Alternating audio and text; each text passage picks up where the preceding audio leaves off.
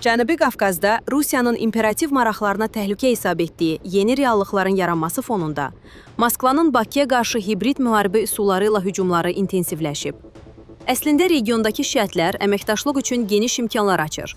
Lakin Rusiya əməkdaşlıq yox, hakimlik iddiasından imtina etmək istəmir.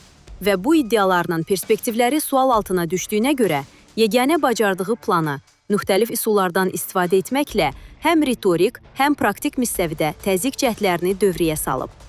Hazırda Moskvanın Bakıya qarşı Avropa və Amerikaya qədər uzanan coğrafiyadakı hibrid müharibəsinin səbəblərini, bu müharibədə istifadə etdiyi üsulları anlamaq üçün 3 il öncə, 2023-cü ildə baş verənləri xatırlamaq zərurəti var.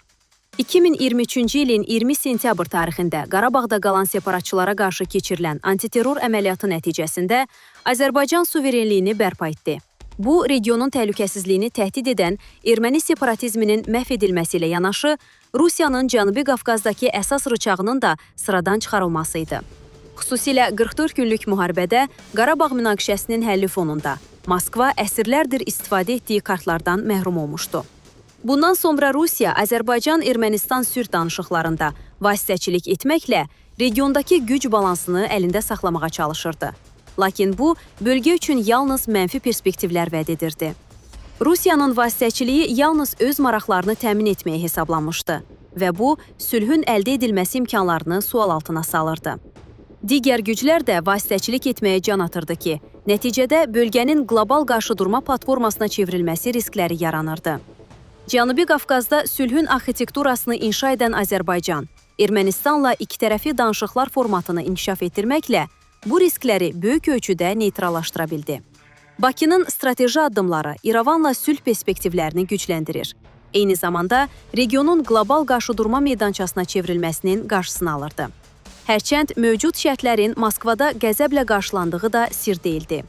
Rusiyanın Azərbaycana qarşı hibrid müharibəni gücləndirməsi də məhz bundan sonraya təsadüf edir.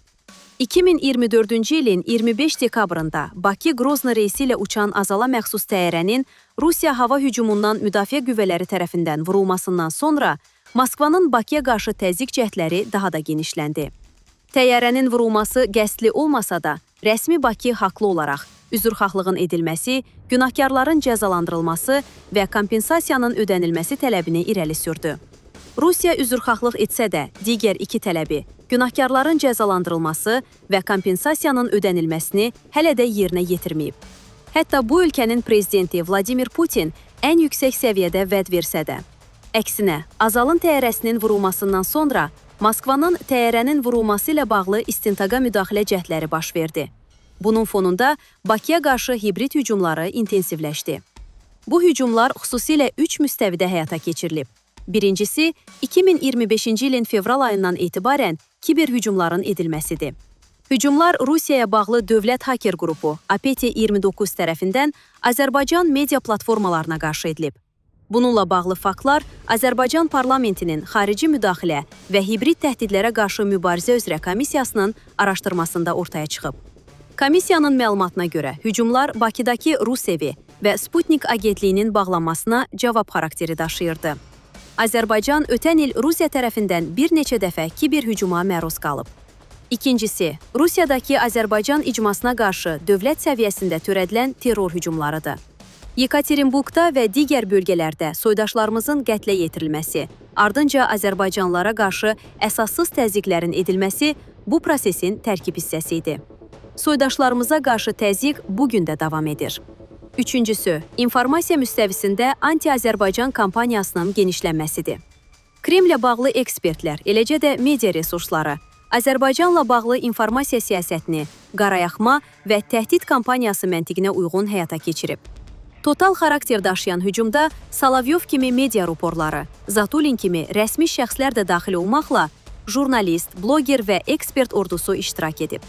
Moskvanın Bakıya qarşı hücum istiqamətlərindən biri də Ukraynadır. Ukraynaya qarşı işğalçı müharibə aparan Rusiya, Kiyevdəki səfirliyimizi 3 dəfə raket atəşinə tutub.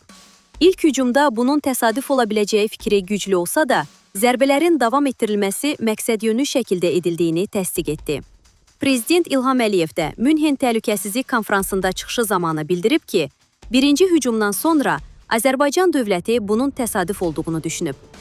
Birinci hücumdan sonra biz düşündük ki bu təsadüfən baş verib və Rusiyalı həmkarlarımıza Azərbaycanın diplomatik nümayəndəliklərinin, o cümlədən konsulluq idarəsinin, mədəniyyət mərkəzlərinin və səfirliyimizin bütün koordinatlarını təqdim etdik. Bütün bunlara baxmayaraq 2 əlavə hücum oldu. Beləliklə bu, Azərbaycanın diplomatik nümayəndəliyinə qəsdən edilmiş bir hücum idi və biz xüsusi bəyanat yaydıq. Rusiya səfiri dəvət olundu və ona diplomatik nota verildi. Biz yalnız diplomatik yolla hərəkət edirik. Bundan başqa heç nə edə bilmərik. Lakin əlbəttə ki, bu hərəkətlər Azərbaycana qarşı dostyanə hərəkət hesab edilmir, dövlət başçısı qeyd edib. Rusiya Ukraynada təkcə səfirliyimizi yox, enerji infrastrukturumuzu da açıq şəkildə hədəfə alır. Ötən ilin avqustunda Ukraynanın Rumıniya ilə sərhədinə yaxın Orlivka qaz paylayıcı, qaz ölçmə və kompresor stansiyası obyektinə zərbələr endirildi. Bu obyekt Trans-Balkan qaz marşrutunun bir hissəsidir və burada Azərbaycandan SOCAR vasitəsilə qaz idxalı planlaşdırılırdı. Bir müddət sonra isə Odessa yaxınlığında SOCAR-a məxsus neft bazasına, yanacaq anbarı, dron hücumları edildi. Moskva bununla bir tərəfdə rəsmi Bakıya təzyiq edir. Digər tərəfdən Avropanın enerji bazarında Azərbaycanın iştirakına maneələr törətməyə çalışır. Rusiyanın Azərbaycana qarşı hibrid müharibəsinin hədəfləri aydın görünür. Azərbaycan-Ermənistan sülh prosesində yer almaq, bununla Cənubi Qafqazda hakimlik iddialarını saxlamaq, regionun kommunikasiyasının bərpasından pay əldə etmək, xüsusilə Zəngəzur dəhlizində iştirak. Azalın vurulan təyyarəsinə görə rəsmi Bakını tələblərindən imtina etməyə məcbur etmək və s. Təzyiq və diktə yolu ilə Azərbaycanın geri addım atmağa məcbur olacağı düşüncəsi Rusiyanın strateji yanlışı oldu. Çünki Bakı 2023-cü ilin sentyabrından sonra Moskvanın strat verdiyi hibrid müharibəsində geri çəkilmədi. Əksinə, haqlı tələblərini davam etdirdi və soydaşlarımızın hüquqlarının qorunması istiqamətində prinsipiallıq nümayiş etdirdi. Eləcə də regionda uzun müddətli və davamlı sülhün bərqərar olması məqsədi ilə nəticə yönümlü siyasət yürütdü. 2025-ci ilin 8 avqust tarixində Vaşinqtonda baş tutan görüş və əldə olunan razılaşmalar isə Rusiyanın Cənubi Qafqazda 300 illik hökmranlıq iddialarının sonu hesab oluna bilər. Azərbaycan da Ermənistan liderləri Prezident Donald Trumpın şahidliyi ilə 2 tarixi addım atdı. Birinci, sülh sazişi layihəsi paraflandı. Bununla Rusiyanın Bakı-İrəvan xəttində vasitəçilik planları baş tutmadı. İkinci, Naxçıvana maneəsiz keçidlə bağlı TRIP layihəsi, Zəngəzur dəhlizi razılaşdırıldı. Zəngəzur dəhlizində ABŞ-ın rəsmi zamin kimi qəbul edilməsi Rusiyanın kommunikasiya planlarını da sıradan çıxardı. Bununla yanaşı, Bakı-Vaşinqtonla münasibətlərini strateji tərəfdaşlıq səviyyəsinə yüksəldir. Amerikanın vitse-prezidenti James David Vance'in Bakıya səfəri, Vaşinqtonda razılaşdırılmış strateji tərəfdaşlıq xartiyasının imzalanması bunun rəsmiləşməsi idi. Bu həm də Rusiyanın Cənubi Qafqaz siyasətində klassik təsir imkanlarından, bu imkanları yenidən bərpa etmək perspektivindən tamamilə məhrum olmasıdır. Rusiyanı qıcıqlandıran əsas amillərdən biri məhz budur. Azalın təyyarəsi, soydaşlarımıza qarşı qətlilərin törədilməsi, təzyiqin edilməsi, Ukraynada səfirliyimizə və enerji resurslarımıza zərbələrin endirilməsi, eləcə də informasiya və kiber hücumlarla nəticə əldə edə bilməyən Moskvanın hibrid müharibədə yeni dalğalara təkan verdiyi müşahidə edilir. Bu dəfə Avropa və Amerikadakı agentura şəbəkəsi işə salınıb.